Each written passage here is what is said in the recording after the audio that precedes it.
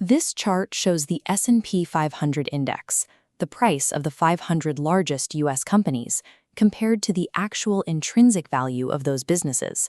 Since late 2022, the price has doubled, climbing straight up, while underlying corporate value has remained largely flat. We are currently living through a historical anomaly. It has been 17 years since the global financial crisis, and in that time, the financial system has not seen a severe, sustained cycle of corporate defaults.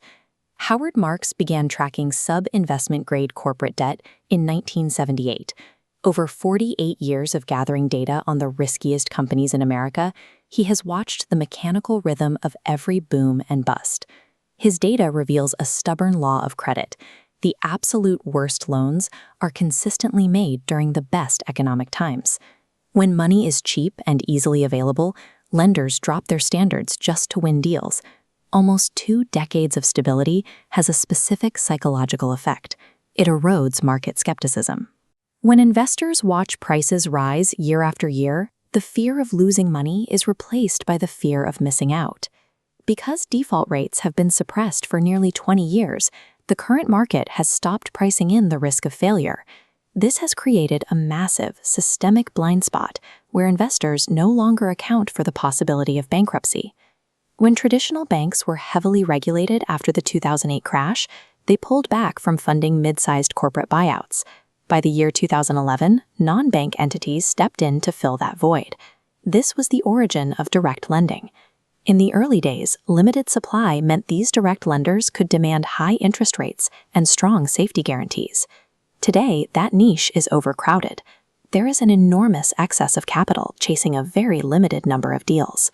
This chart demonstrates the result of an overcrowded market. As lending capital floods in, competing lenders are forced into bidding down interest rates and stripping away essential safety covenants just to win the deal.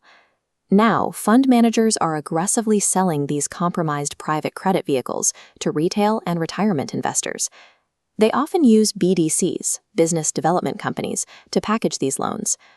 Marks notes that investors are only now discovering the risks that were present from the beginning. These retail vehicles carry hidden structural dangers. They are inherently illiquid, meaning you cannot easily cash out. They are not priced mark-to-market, which means their daily fluctuations in true value are hidden from the public. Private credit has mutated from a sound institutional tool into a hazardous trap. The spectacular success of the early years blinded the retail market to the fact that the underlying safety features have been steadily eroded. Artificial intelligence introduces a different kind of instability. While the technology is a physical reality, the wave of capital rushing to fund anything related to it has formed a massive investment bubble. The disruption to labor is already occurring with high velocity. Recently, the company Block eliminated 4,000 employees.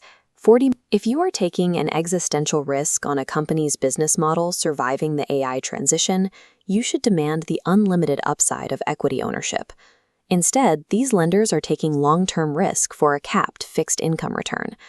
The willingness to lend money for a century to tech firms during a period where AI makes next year's earnings difficult to model suggests that credulousness has entirely overtaken logical skepticism. History suggests this cycle will eventually turn. Liquidity will dry up, and when the stress hits, the poorly underwritten loans of the last decade will be exposed. As Warren Buffett observed, it's only when the tide goes out that we find out who's swimming naked. It takes tough economic times to reveal who lent money unwisely. AI algorithms cannot save investors during this washout. An AI can parse data and recognize historical patterns, but it lacks human intuition. It cannot feel the warning signs when reading a prospectus, and it cannot judge the character of a borrower. At this moment, the disciplined investor must remain relentlessly cautious. While the broader crowd is careless, the goal is to wait for the environment to shift. Once the crash occurs and the crowd panics, assets become cheap. At that point, the value investor must immediately transform into an aggressive buyer. Survival requires the patience to preserve capital while the market is expensive. You are waiting for the moment the washout makes the math on these assets undeniable. To track the temperature of the current market, download the Buffett Indicator iOS app.